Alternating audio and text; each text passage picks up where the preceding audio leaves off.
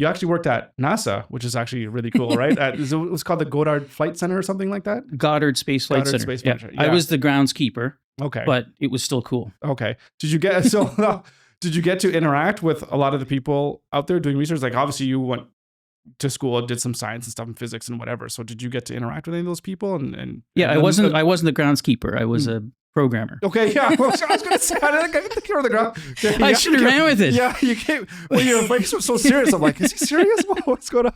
Yeah, like that. I love groundskeeping, by the way. Yeah. Like my lawn is one of my favorite things. So maybe that's what I really wanted to do. Totally aside, are you a Star Trek fan? I am. So I don't know if you know that Star Trek. It was Picard was always talking about go see this Boothby guy or whatever at Starfleet Academy, and he was the groundskeeper. But everyone's saying like he was the guy that basically taught all the cadets like everything. He's like this is the guy that knows everything. So that's why you said that. Like, okay, maybe this kind of makes sense. But anyways, and Willie, you can't forget about Willie. So anyway, you were saying about Star Trek. That was a neat thing about. So one neat thing about working for the professor was. When you're in an academic environment, which I know you were at Dal, still might be in ways, you're with people who really often care about what they're doing. And it's not just like a place where people hate their job sometimes. Yeah.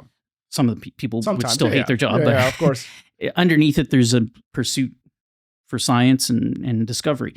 So what's interesting about, I like that. And then the startup vibe, same thing. You will have some people who are kind of excited about what they're doing, and it's not like they're just going for a paycheck. Of course, some people are, but the people who are trying to build it aren't. Yeah.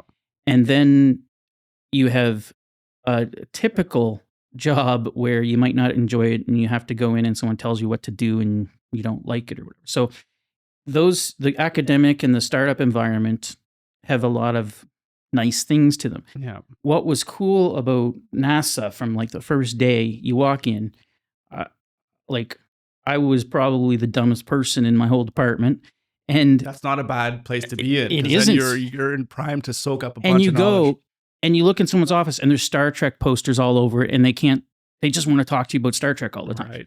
And they're one of the smartest people in the atmospheric science is rocket science is pretty simple. In some ways, it's a controlled explosion. Right. I mean, it's more complex than that. For sure. Atmospheric science, trying to figure out what happens with light coming down or going the atmosphere, and it's you can't solve it theoretically yet. So it's a mix of theoretical and empirical. It's the most sophisticated, kind of like fluid dynamics is so sophisticated. And you have this guy who loves Star Trek and loves his atmospheric science.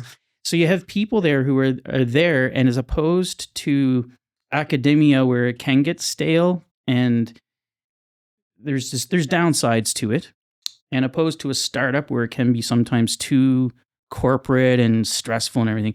To me, NASA was like a beautiful kind of almost combination, mainly because a lot of the people there were born wishing that they could work at NASA. Right. And they were there, and it was their dream.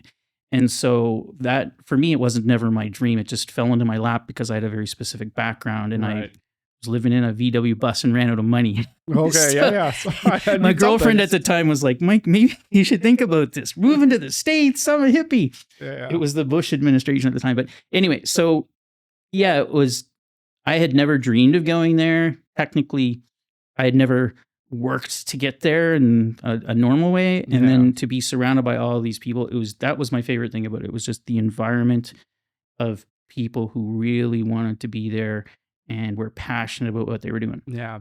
From an entrepreneurial perspective, are there any things that you can list off that you learned that have carried on throughout your life in terms of like working at NASA? I think just what I was saying, if you love what you're doing, if someone said you can't go to work today, you can't keep working on your project, like it could be devastating.